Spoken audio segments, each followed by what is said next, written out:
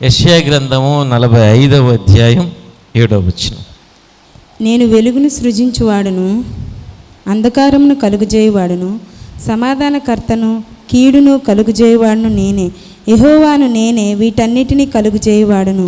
నేను వెలుగును సృష్టించువాడును, అంధకారమును కలుగచేయువాడును, సమాధానకర్తను, కీడును కలుగచేయువాడును నేనే, యెహోవాను నేనే, వీటినన్నిటినీ కలుగచేయుచున్నాను. I form the light and create darkness, I make peace and create evil, I the Lord do all these things. బాగానే ఉంది.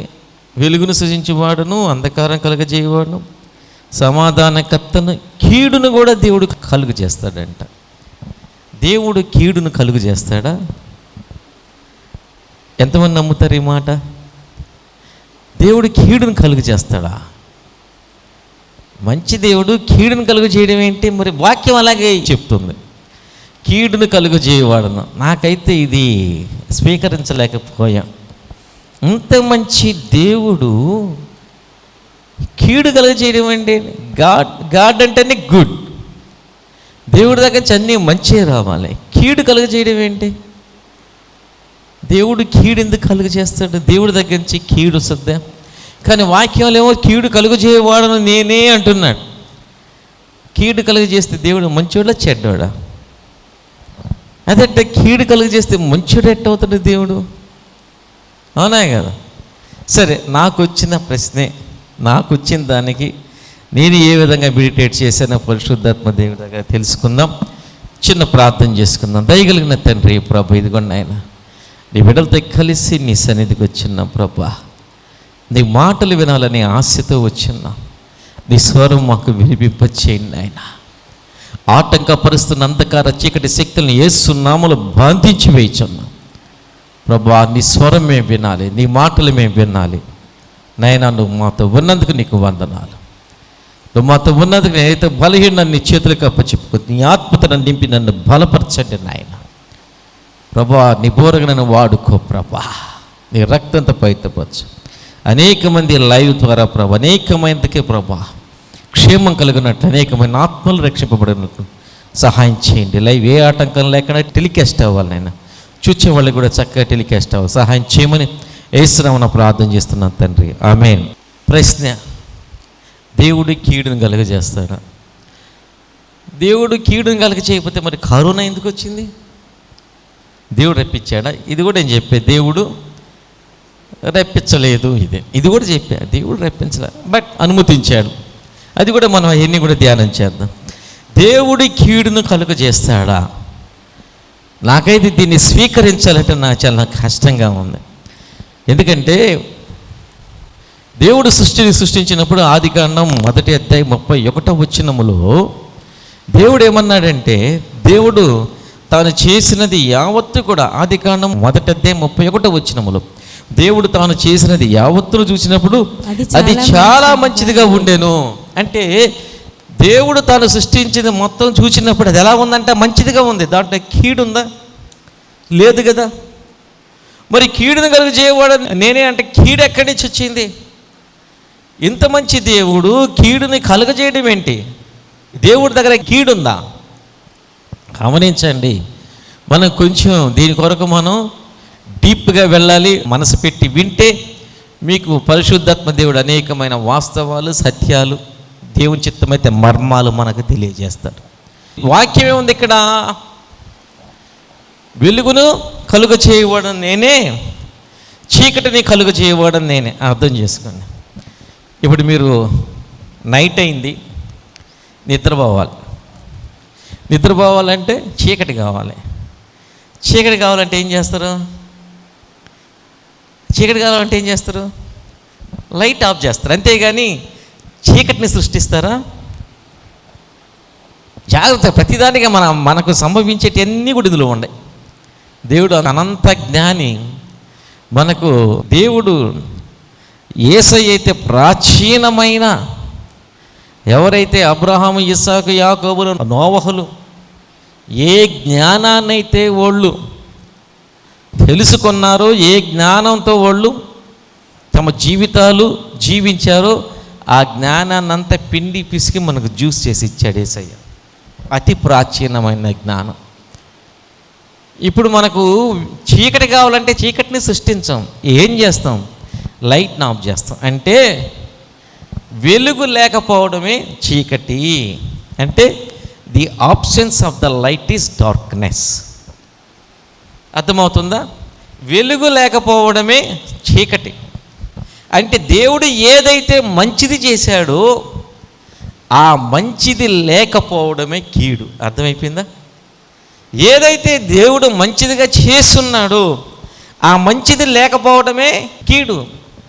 చీకటిని దేవుడే సృష్టించాల, వెలుగుని తీసేయడమే చీకటి. వెలుగు లేకుండా చేయడమే చీకటి. వెలుగు యొక్క ఆబ్సెంట్ చీకటి. మనకన్నీ కూడా మంచి మంచి ఉన్నాయి ఈ రోజుల్లో. మనకన్నీ కూడా దేవుడు మనకన్నీ మంచి ఇచ్చాడు. ఆరోగ్యం ఉన్నాం. ఇప్పుడు అనారోగ్యం అంటే ఏంటి? ఆరోగ్యం లేకపోవడమే అనారోగ్యం. అనారోగ్యమే కొత్తగా మనకే రాదు. అనారోగ్యం అంటే ఏంటి? ఆరోగ్యం లేకపోవడమే. The absence of the health is disease.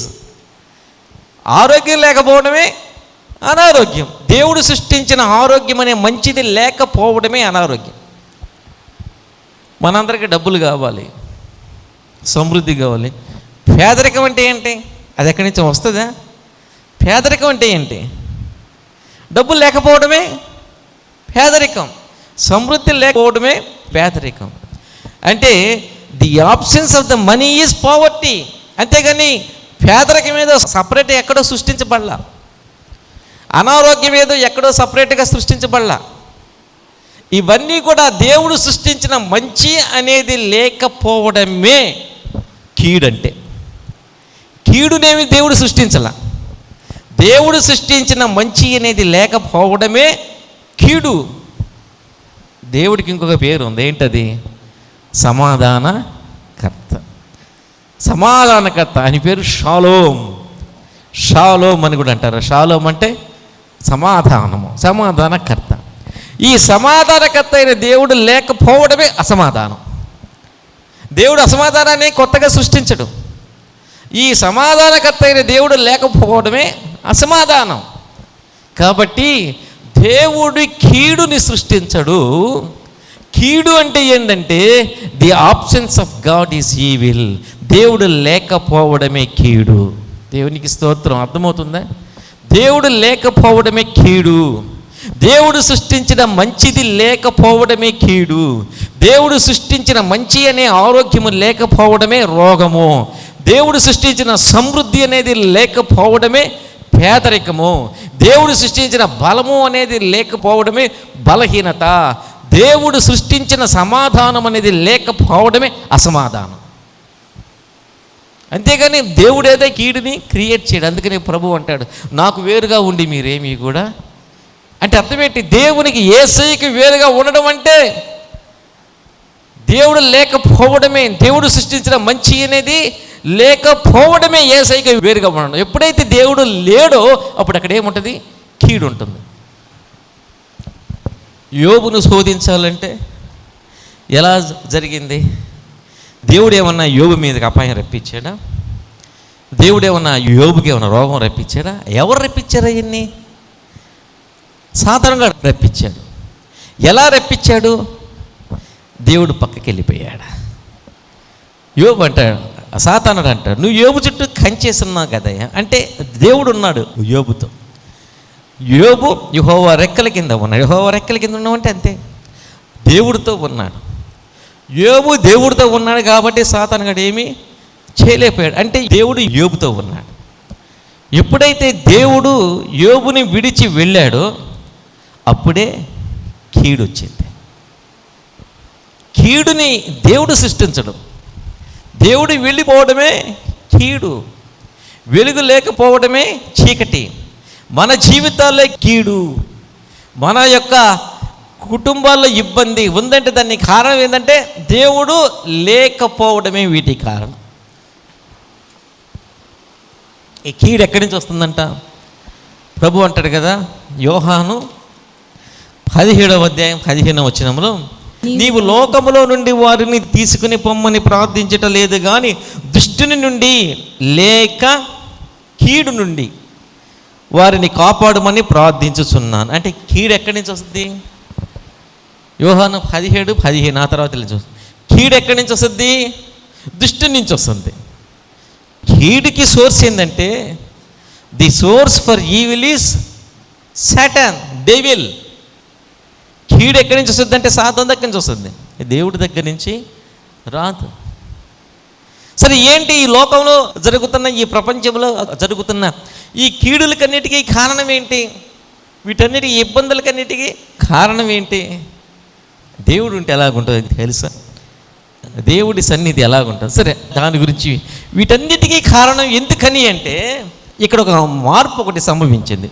ద్వితీయోపదేశకాండం 32:5 అధ్యాయంలో చూస్తే మనుషుల్లో ఎలాంటి మార్పు వచ్చిందంటే, ద్వితీయోపదేశకాండం 32:5 అంటారు, వారు తమ్ము చెరుపుకునిరి, ఆయన పుత్రులు కారు, వారి కళంకలు మూర్ఖత గల వక్ర వంశము. మనుషులు ఏ విధంగా మారిపోయారంటే ఇప్పుడు వాళ్ళు దేవుడి బిడ్డలుగా లేరంట. వాళ్ళు ఎలాగైపోయారంటే చెడిపోయిన వారుగా ఉన్నారంట, కళంకలుగా ఉన్నారంట, మూర్ఖత గల వక్ర వంశముగా ఉన్నారంట. అయితే మనం ఏం చేస్తామో తెలుసా? మనము చెడిపోయి, మనము దేవుడి బిడ్డలుగా లేకుండా, మనము మూర్ఖత కలిగిన వక్ర వంశముగా ఉంటూ మనమేం చేస్తున్నామంటే సామెతలు 19:2-3 వచనాలు అంటాడు సొలొమోను. సామెతలు 19:2-3 అంటాడు, ఒకటి తెలివి లేకుండాట మంచిది కాదు, తొందరపడి నడుచువాడు దారి తప్పిపోవును, ఒకని మూర్ఖత వాని ప్రవర్తన తారుమారు చేయును, అట్టివాడు హృదయమున యెహోవా మీద కోపించును. వీడు హృదయమున యెహోవా మీద కోపించుకుంటాడు. వాడికి వచ్చిన కష్టానికో, వాడికి వచ్చిన ఇబ్బందికో, వాడికి వచ్చిన బాధకో కారణం ఏందయ్యా అంటే వాడికి తెలివి లేదు, తొందరపడి నడిచేవాడు, దారి తప్పిపోయేవాడు, మూర్ఖత కలిగిన ప్రవర్తన కలిగినవాడు. వీడు ఎదవ పనులన్నీ చేసి వీడు దేవుడికి దూరమైపోయి వీడు ఇష్టానుసారంగా జీవిస్తూ పనికిమాలిన పనులన్నీ చేస్తూ తన జీవితంలోనికి కీడును రప్పించుకొని వీడు మళ్ళీ ఏముంటాడంటే దేవుడు నాకు ఎందుకు ఎట్లా రప్పించాడు, దేవుడికి నా మీద ప్రేమ లేదా? వీడే ప్రశ్నించేది. దేవుడు ఎందుకు ఈ ప్రపంచంలో ఇటువంటి రప్పిస్తున్నాడు? దేవుడు ఎందుకు ఈ ప్రపంచంలో ఇటువంటి రోగాలు రప్పిస్తున్నాడు? దేవుడు ఎందుకు యుద్ధాలు రప్పిస్తున్నాడు? దేవుడు ఎందుకు ఇట చేస్తున్నాడు? ఒక వాళ్ళ ఆయన ఆ భర్త తాగుబోతు ఉంటుంది. దేవుడు ఎందుకో నాకు ఈ కష్టం పెట్టాడు. ఎవరు పెట్టాడు? దేవుడు పెట్టాడు ఆ కష్టం. ఆమెకి ఎవరు పెట్టాడు? ఆ భర్త వాడు తాగుతున్నాడు, తాగి తాగి తాగి తాగి ఎవరో పాడైంది, ఈమెను పట్టుకొని అంటున్నాడు. దేవుడు ఎందుకు నాకు ఈ కష్టం పెట్టాడు? దేవుడు పెట్టాడా? కారణం ఏంటి? కష్టానికి రీజన్ ఏంటి? ఆ భర్త బుద్ధి లేకుండా నడవడం వల్ల ఆమెకు వచ్చిన కష్టం ఇది దేవుడు రప్పించిన కష్టం కాదు. దేవుడు ఏమన్నా రోజు వాళ్ళ ఆయనకి బ్రాందీ బాటిల్ ఇస్తున్నాడా? రోజు ఏమన్నా క్వార్టర్ దగ్గర, హాఫ్ దగ్గర, ఫుల్ బాటిల్ దగ్గర ఏమన్నా దేవుడికి ఏమన్నా బార్ ఉందా? దేవుడికి ఏమన్నా వైన్ షాప్ ఉందా? లేదుగా. యేసు ప్రభు ఎక్కడ వైన్ షాప్ ఎక్కడ పెట్టలేదుగా. మరి అమ్మే దేవుడు, కొనుక్కునే దేవుడు, తాగే దేవుడు అంతా మనుషులే. దేవుడు రప్పించాలి. అక్కడే మనం ఎక్కడ పొరపాటు చేస్తున్నాం. దేవుడు రప్పించాల.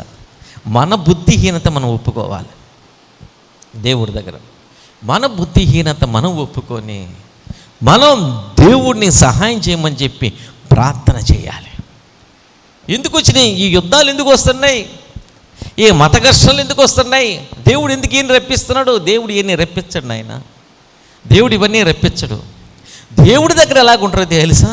దేవుడి దగ్గర ఎలాగుంటారంటే దేవుడి సన్నిధిలో ఎలాగ ఉంటారయ్యా అంటే దేవుడి సన్నిధిలో ఉన్న వ్యక్తులు కానీ ఆ జీవితం కానీ ఎంత బ్రహ్మాండంగా ఉంటుందంటే యెషయా గ్రంథము 11వ అధ్యాయం 6-9 వరకు చూస్తే, పరిశీలిస్తే, తోడేలు గొర్రెపిల్ల యొద్ద వాసము చేయును, చిరుతపులి మేకపిల్ల యొద్ద పండుకొనును, దూడయు కొదమసింహమును పెంచబడిన కోడెయు కూడుకొనగా బాలుడు వాటిని తోలును, ఆవులు ఎలుగులు కూడి మేయును, వాటి పిల్లలు ఒకచోటనే పండుకొను.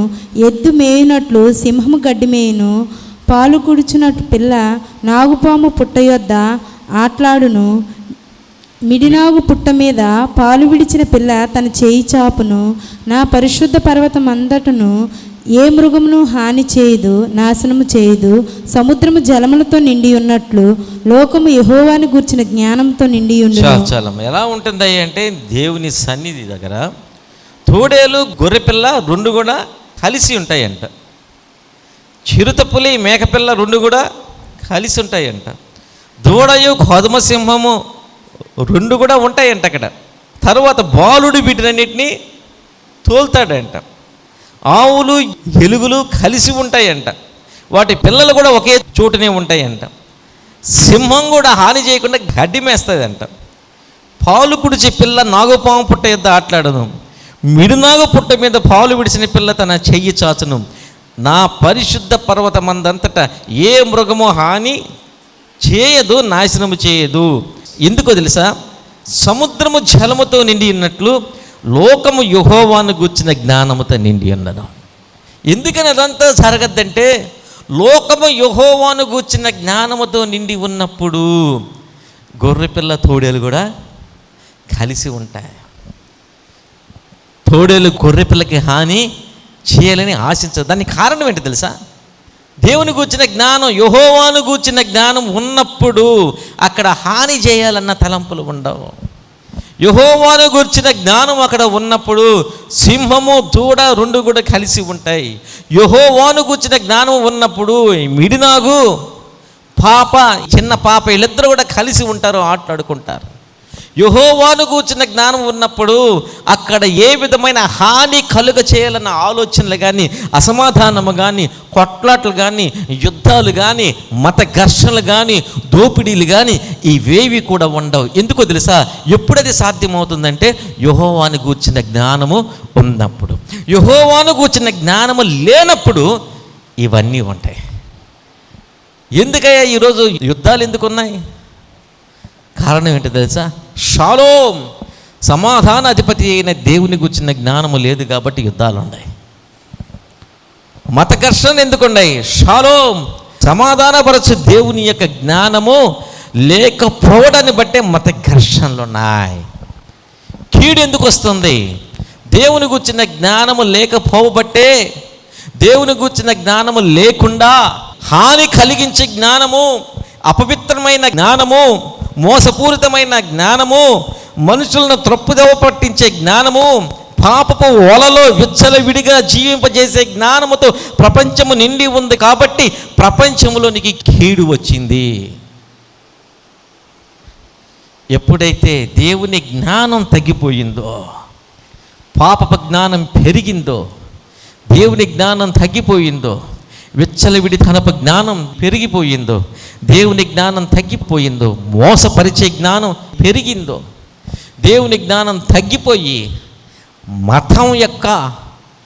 మతాభిమానం యొక్క జ్ఞానం పెరిగిందో, ఎప్పుడైతే దేవుని జ్ఞానం తగ్గిపోయి స్వార్థముతో కూడిన జ్ఞానం పెరిగిందో, అందుకే అక్కడికి కీడు వస్తుంది. ఎక్కడైతే దేవుని జ్ఞానం ఉండదు అక్కడ అసమాధానం ఉంటుంది. అది దేశాలు కావచ్చు, ప్రపంచాలు కావచ్చు, రాష్ట్రాలు కావచ్చు, ఊర్లు కావచ్చు, గ్రామాలు కావచ్చు, కుటుంబాలు కావచ్చు. ఇది దేవుని యొక్క the absence of the wisdom of God. ఎప్పుడైతే దేవుని జ్ఞానం ఉండదో కీడు అక్కడ ఉండడానికి, అసమాధానం అక్కడ ఉండడానికి అవకాశం ఉంటుంది. వెలుగు లేని చోట చీకటి ఉంటుంది. ఇదే కాబట్టి మనం అనుకుంటూ ఉంటాం కదా, అది వరకు ఇంకొంతమంది కూడా కరోనా చైనాలోకి వచ్చిన కొత్తలో అన్నారు కదా, చైనా అక్కడ వాడు అది చేశారు, ఆయన అధ్యక్షుడు ఇది చేశారు, అందుకనే చైనా మీదకి వచ్చేసింది. ఇప్పుడు మొత్తం ప్రపంచం మీదకి అంత వచ్చింది. ఇప్పుడేమన్నా ఎందుకు వచ్చిందని రీజన్ ఉంది. బైబిల్లో ఉన్న రీజను, దేవుని జ్ఞానం కొదువ అయిన చోట కీడు వస్తుంది. దేవుని జ్ఞానం ఎప్పుడైతే తగ్గిపోయిందో దాని అర్థం ఏంటంటే మనుషులు తమని తాము నాశనము చేసుకునే పాపపు జ్ఞానం పెరిగింది. అందుకని అక్కడ ఈవిల్ ప్రివైల్స్, కీడు రావడం ప్రారంభమవుతుంది. అది దేశం కావచ్చు, ప్రపంచం కావచ్చు, రాష్ట్రాలు కావచ్చు, మన ఇల్లు కూడా కావచ్చు. ఏ ఇంట్లో అయితే దేవుని జ్ఞానం తగ్గుతుందా? ఎందుకని ఇంట్లో ఘర్షణలు ఎందుకుంటాయి చెప్పండి? ఇంట్లో ఘర్షణలు ఎందుకుంటాయి? కారణం ఏంటంటే ఇంట్లో కూడా దేవుని జ్ఞానం తగ్గింది. మేబీ భార్య దేవుళ్ళో ఉంటే భర్త దేవుళ్ళో లేకపోవచ్చు.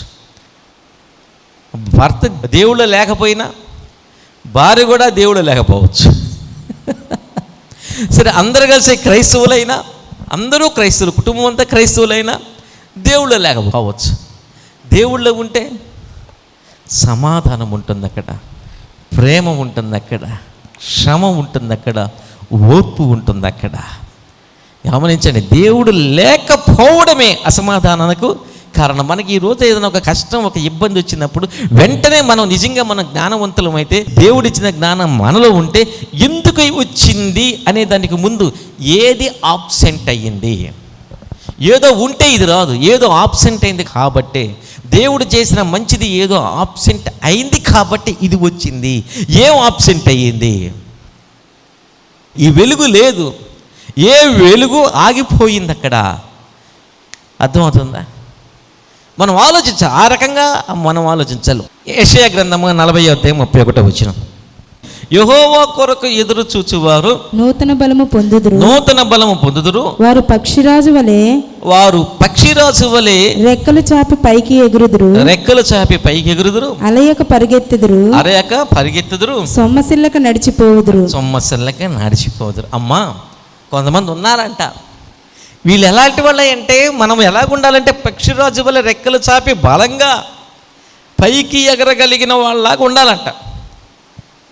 నేను ఎగురుతుంటా అప్పుడు మా ఇంట్లో మల్లెపూలు కోయాలంటే, గోడ ఎక్కాలంటే గబక్కని ఎగిరి గోడ మీద కూర్చుంటా. మేడం గారు అమ్మో అమ్మో అమ్మో అంటుంటారు. నాకేం ఆ గోడలు ఎక్కాలని నాకు ఇష్టం, గబక్కని ఎగిరి గోడ ఎక్కి కూర్చుంటాం. సరే, రైట్, ఓకే.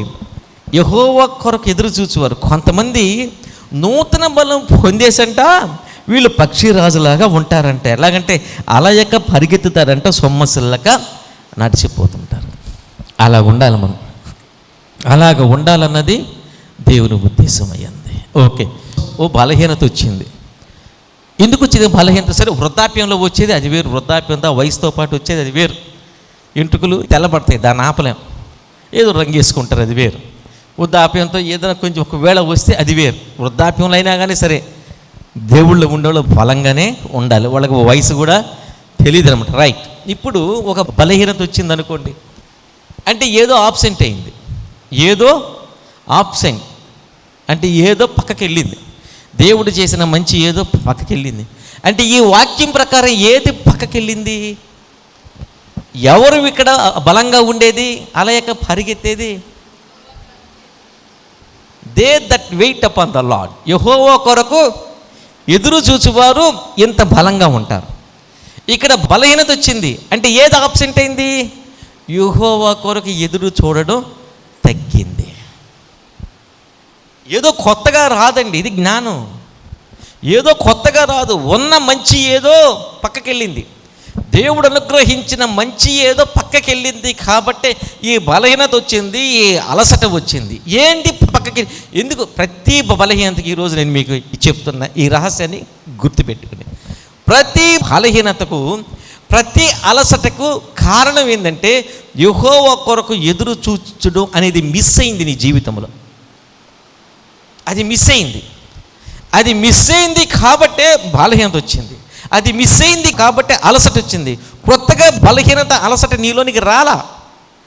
ఉన్న మంచిది ఏదో పక్కకు వెళ్ళింది. అంటే నీవు యెహోవా కొరకు ఎదురు చూడడం తగ్గించావు కాబట్టే వచ్చేసింది. అర్థమవుతుందా? ఇది జ్ఞానం. ఏదో మనకి దేవా నాకెందుకు రప్పించావయ్యా, నాకెందుకు కాదు, ఏదో పక్కకి వెళ్ళింది. పక్కకి వెళ్ళడం కాదు, నువ్వే వెళ్ళావు పక్కకి. నీ జీవితంలో దేవుని కొరకు ఎదురు చూడడం తగ్గింది కాబట్టే అలసట వచ్చింది, బలహీనత వచ్చింది. దేవుని కొరకు నువ్వు ఎదురు చూస్తూ ఉన్నప్పుడు పక్షిరాజులాగా ఉన్నావు, రెక్కల చాచి ఎగిరావు, బలంగా ఉన్నావు. ఇప్పుడు బలహీనత ఎందుకు వచ్చిందంటే బైబిల్ చదువుతుండొచ్చు, ప్రార్థన చేస్తూ ఉండవచ్చు, అది కాదు. దేవుని కొరకు ఎదురు చూడడం. బైబిల్ అంతా కూడా చదువుతారు, మొక్కుబడి పెట్టుకొని నెల లోపల నేను బైబిల్ మొత్తం చదవాలని మొక్కుకున్నాను అయ్యగారు అని చదివే వాళ్ళు ఉంటారు. ఏ వాక్యాలు వాళ్ళ హృదయంలో గుర్తుండవు. ఎదురు చూడటం అంటే అది కాదు, దేవుడి మీద నమ్మకం అంతా. ప్రతిదానికి దేవుడి మీద డిపెండ్ అవ్వడం, నీ బలం కొరకు దేవుడి మీద డిపెండ్ అవ్వడం, నీ శక్తి కొరకు దేవుని మీద డిపెండ్ అవ్వడం, నీ హెల్త్ కొరకు దేవుడి మీద డిపెండ్ అవ్వడం, నీ జ్ఞానం కొరకు దేవుడి మీద డిపెండ్ అవ్వడం, ఇది తగ్గింది.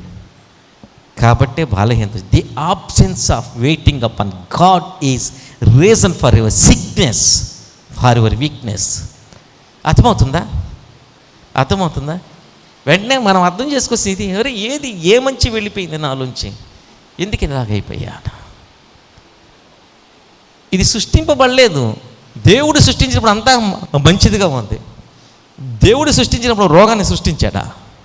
ఆదాముకి పాపం బీపీ లేదు, షుగర్ లేదు, థైరాయిడ్ లేదు. రోజు సాయంత్రం పూట దేవుడు ఏదైనా తోటకు వచ్చి ఆదాముకి బీపీ ఆ బెల్ట్ కట్టేసి కట్ట కొట్టేసి, ఆదాము నీ బీపీ బాగానే ఉంది, లేదంటే కొంచెం పెరిగిందయ్యా, ఉప్పు లేకుండా తిననేమి చెప్పలా. దేవుడు సృష్టించినప్పుడు ఆదాముకి ఏమీ లేవు, మంచిగా ఉంది. ఎప్పుడైతే ఆ మంచి ఆబ్సెంట్ అవుతుందో అప్పుడే మనకి కీడు అనేది వస్తుంది. The absence of God is reason for evil. అది గుర్తుపెట్టుకోవాలి. ఈ జ్ఞానం మనం సంపాదించుకోవాలి. దేవుడు రప్పించాడు. దేవుడు ఎందుకు రప్పిస్తాడు? దేవుడు రప్పించడా? దేవుడు ఏమైనా ఈ పేదరికాన్ని రప్పిస్తాడా? ఎవరు ఈ పేదరికంతో ఉన్నారు? పేదరికంతో లేరు. అలాగని దేవుడు ఆశీర్వదించిన వాళ్ళు డబ్బులు దేవ అని కూడా ప్రార్థించాల. డబ్బుల కొరకేమో అరులు జాయల. ఏంటో తెలుసా? దానికి కూడా కారణం సామెతలో ఈ 22వ అధ్యాయం 4వ వచనం. యెహోవాయందు భయభక్తులు కలిగి ఉండుట వినయమునకు ప్రతిఫలము, ఐశ్వర్యమును ఘనతయు జీవమును దానివల్ల కలుగును. ఇప్పుడు ఐశ్వర్యము, ఘనత, జీవము, దానివల్ల ఐశ్వర్యం ఉండాలి, ఘనత ఉండాలి. అంటే ఐశ్వర్యం చేసుకుందాం. ఐశ్వర్యం అంటే సమృద్ధి. ఎట్లా వస్తుంది అంటండి ఈ సమృద్ధి? ఎట్లా వస్తుంది ఈ సమృద్ధి? యెహోవాయందు భయభక్తులు కలిగి ఉంటే. యెహోవాయందు భయభక్తులు కలిగి ఉండుట నీ సమృద్ధికి కానీ, నీ ఘనతకి కానీ, నీ జీవానికి కానీ, అంటే నీ లైఫ్కి కానీ కారణం. ఇప్పుడు పేదరికం వచ్చింది. దేవుడేమి పేదరికాన్ని సృష్టించాలి, అర్థమవుతుందా? దేవుడు పేదరికాన్ని సృష్టించలేదు. దేవుడు సమృద్ధినే సృష్టించాడు. ఆదామా లేదాదామా ఈరోజు ధాన్యం లేదు, ఒక పూటే భోంచేయి అన్నాడా? అలా దేవుడు పేదరికాన్ని సృష్టించాల, సమృద్ధిని సృష్టించాడు. ఈ సమృద్ధి అనేది ఎలాగొస్తుందంటే యెహోవాయందు భయభక్తులు కలిగి. ఇప్పుడు నీకు సమృద్ధి లేదు, ఉన్నట్టుండి సమృద్ధి పోయింది, పేదరికం వస్తుంది, సమృద్ధి ఏమో నాశనం అవుతుంది. కారణం ఏంటి? ఏదో ఆబ్సెంట్ అయింది. ఏం ఆబ్సెంట్ అయింది? యెహోవాయందు భయభక్తులు కలిగి ఉండట నీ జీవితంలో మిస్ అవుతుంది, నీ లైఫ్లో మిస్ అవుతుంది. యెహోవాయందు భయభక్తులు. కాబట్టి మన ఈ పిల్లలు బాగా సమృద్ధిలో ఉండాలి, బాగా పేరు ప్రఖ్యాతులు రావాలి, బాగా మంచి లైఫ్, లాంగ్ లైఫ్ ఉండాలి. మనం ఒకటి నేర్పిస్తే చాలు వాళ్ళకి. దేవుని యందు భయభక్తులు కలిగి ఉన్నట్టు నేర్పిస్తే అవన్నీ వచ్చేస్తాయి.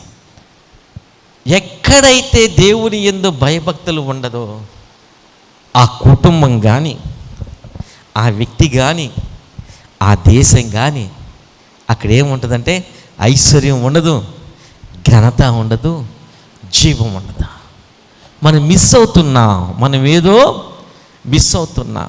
మనం వెంటనే గుర్తించాల్సిందంటే నా యొక్క సమృద్ధికి ఎందుకు దెబ్బ తింటుంది, ఎందుకు నాకు సమృద్ధి లేకుండా పోతూ ఉంది? కారణం ఏంటి? యెహోవాయందు భయభక్తులు. ప్రార్థన చేయడం యెహోవాయందు భయభక్తులు కలిగి ఉండడం కాదు. ప్రార్థన ఎవరైనా చేస్తారు, గంటలు గంటలు కూడా చేస్తారు. ప్రార్థన చేయడం అనేది యెహోవాయందు భయభక్తులు కలిగి ఉండట కాదు. యెహోవాయందు భయభక్తులు కలిగి ప్రార్థన చేయాలి. నేను ప్రార్థన చేస్తున్నా కదా యెహోవాయందు భయభక్తులు కలిగి ఉండడం అనుకునేది అక్కడే మన మనసు చేసే మోసం అది. నేను బైబిల్ బాగా చదువుతున్నా కదా యెహోవాయందు భయభక్తులు కలిగి ఉండడం అనుకుంటున్నావా? నువ్వు మోసం చేసుకుంటున్నావు. కాదు, బైబిల్ చదవడం అనేది ఎలా రావంటే యెహోవాయందు భయభక్తులు కలిగి ఉండటం వలన బైబిల్ చదవాలి. యెహోవాయందు భయభక్తులు కలిగి ఉండడం వలన ప్రార్థన చేయాలి. యెహోవా యందు భయభక్తులు కలిగి ఉండడం వలన దేవుని కూర్చున్న సువార్తను ప్రకటించాలి. దేవుని యందు భయభక్తులు కాబట్టి మనం ఎప్పుడు కూడా ఆలోచించాల్సింది, నేర్చుకోవాల్సింది, మనం గుర్తుపెట్టుకోవాల్సింది మన జ్ఞానం ఏంటంటే, దేవుడిచ్చిన జ్ఞానం ఏంటంటే, ఎక్కడైతే దేవుని జ్ఞానం ఉండదో అక్కడ అసమాధానం ఉంటుంది. దేవుని జ్ఞానం లేని చోట అసమాధానం ఉంటుంది. ఏ దేశంలో అయినా, ఏ ప్రాంతంలో అయినా దేవుని జ్ఞానం లేని చోట అసమాధానం ఉంటుంది. మనం నేర్చుకోవాల్సింది, ఎక్కడైతే దేవుని యొక్క కాపుదల ఉండదు, అంటే ఎక్కడైతే దేవుని యొక్క అంటే ఈవిలికి కారణం ఏంటంటే ది ఆబ్సెన్స్ ఆఫ్ గాడ్. దేవుడు లేకపోవడమే కీడుకి కారణం. దేవుడేమి కీడుని కలుగ చేయడు. కీడు ఏదో కలుగుతుంది అంటే దానికి కారణం దేవుడు మన జీవితంలోంచి నిష్క్రమిస్తున్నాడు. యోబు జీవితంలోంచి దేవుడు నిష్క్రమించినప్పుడు యోబు కష్టాలు, కీడొచ్చింది. యెహోవా కొరకు ఎదురు చూచువాళ్ళు నూతన బలం. నువ్వు 60 సంవత్సరాలు వచ్చినాయి, ఆయన కొరకు ఎదురు చూస్తుంటే నూతన బలం. కరోనా వచ్చేస్తుందన్న షుగరు బీపీలు ఉండేవాళ్ళు కొంచెం జాగ్రత్తగా ఉండాలి. 65 సంవత్సరాలు పైన పడ్డ వాళ్ళు జాగ్రత్తగా ఉండాలి. రైట్. ఇంకో జాగ్రత్త కూడా నేను మీకు చెప్తా. యెహోవా కొరకు ఎదురు చూడడం, నూతన బలం పొందుకుంటుంది. నీ బీపీ అంతా కంట్రోల్లో ఉంటుంది, నీ షుగర్ అంతా కంట్రోల్లో ఉంటుంది, నీకు ఇంకేమో ఆస్తమాలు అన్నీ కూడా కంట్రోల్లో ఉంటాయి. యెహోవా కొరకు ఎదురు చూడడం. సమృద్ధి లేదు, వ్యాపారం దెబ్బతింటుంది, ఆర్థికమైన ఇబ్బందులు. రైట్. కారణం ఏంటో తెలుసా? ఒక్కసారి ఎగ్జామ్ చేసుకో. భయభక్తులు తగ్గాయేమో, లేదే అది వరకులాగే ప్రార్థన చేస్తున్నానండి, అది వరకన్నా ఇంకా ఎక్కువసేపు బైబిల్ చదువుతున్నానండి. నేను మనసు చూసుకో ఒక్కసారి. దేవుని మీద నీకెంత ప్రేమ ఉందా? మనం ఏ విధంగా మనల్ని మనం మోసం ఈ విధంగా మనం చేసుకుంటూ ఉంటాం. మనసు అందుకని అంటే హృదయము అన్నిటికన్నా ఘోరమైందంట, అది మోసకరమైంది, మనల్ని భలే మోసం చేసేస్తుంది. మనం అనుకుంటాం ప్రార్థన, నేను తెల్లవారుజామున 5 గంటలకు లేచి నేను ప్రార్థన చేస్తున్నా కదా, నేను మరి 2, 3, 4, 5 అధ్యాయాలు రోజుకి చదువుతున్నా కదా, కాబట్టి నేను దేవుని యందు భయభక్తులు కలిగి ఉన్నాను. ఇది నీ భయభక్తులు కలిగి ఉండడానికి ఇలా మనం ఆలోచించుకొని మనల్ని మనం మోసం చేసుకుంటున్నాం. వీటితో నీకు దేవుని యందు భయభక్తులు రావు. దేవుని యందు భయభక్తులు కలిగి ఉన్నప్పుడు నువ్వు ప్రార్థన చేయడం వస్తుంది. దేవుని యందు భయభక్తులు కలిగి ఉన్నప్పుడు నువ్వు ఎక్కువసేపు వాక్యము చదువు. దేవుని యందు భయభక్తులు కలిగి ఉన్నప్పుడు నీ మనసులో ఎక్కువసేపు దేవుడు ఉంటాడు. మనల్ని మనం మోసం చేసుకోకూడదు. మన హృదయం ఎలా ఉందో మనకంతా కూడా బాగా తెలుసు. దేవుని బిడ్డలారా, ఈ రోజున మనకు దేవుడిస్తున్న జ్ఞానం ఏంటంటే, దేవుడి కీడు చేయడు, కానీ the absence of God is reason for evil. ఈవిల్కి కారణం ఏంటంటే, కీడుకి కారణం ఏంటంటే దేవుడు మన జీవితంలో లేకపోవడమే కీడుకి కారణం. దేవుడు మరి ప్రారంభ వాక్యముల యెషయా చక్కగా చెప్పాడు, రెండింటిని కూడా పోల్చాడు. వెలుగును సృజించేవాడను నేనే, అంధకారమును సృజించేవాడను నేనే. వెలుగుని ఎప్పుడైతే దేవుడు తీసివేస్తాడు అక్కడ అంధకారము ఉంటుంది. సమాధానకర్తను నేనే, కీడును నేనే. సమాధానాన్ని ఎప్పుడైతే తీసివేస్తాడో అప్పుడు కీడు ఉంటుంది. ప్రభు చెప్పారు, నాకు వేరుగా ఉండద్దు, నాకు వేరుగా ఉండి మీరేమీ కూడా చేయలేదు. కాబట్టి ఎప్పుడైనా మనం క్రైస్తవ జీవితం, దేవుడు మనకిచ్చిన జ్ఞానం ఏంటంటే, ఏదైనా మనకు మన యొక్క జీవితంలో ఒకటి జరుగుతూ ఉందంటే వెంటనే ఆలోచించాలి, ఏది లోపించింది, దేవుడు చేసిన మంచిది ఏది లోపించింది. దేవుని జ్ఞానం తగ్గిపోయిందా? మన కుటుంబంలో దేవుని గురించి మాట్లాడుకోవడం తగ్గిపోయిందా?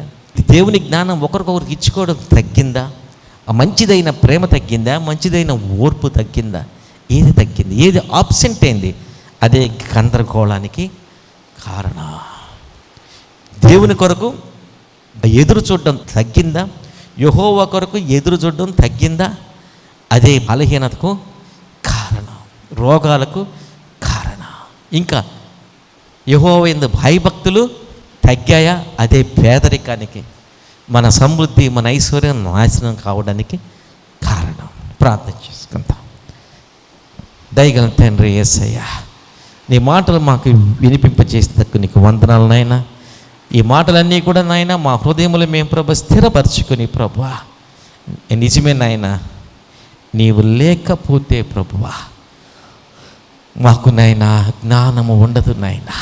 నీవు లేకపోవడమే అదే కీడికి కారణమయ్యింది ప్రభువా. నీతో కలిసి జీవించడం మాకు నేర్పించమని యేసు నామమున ప్రార్థన చేస్తున్నాం తండ్రి. ఆమేన్.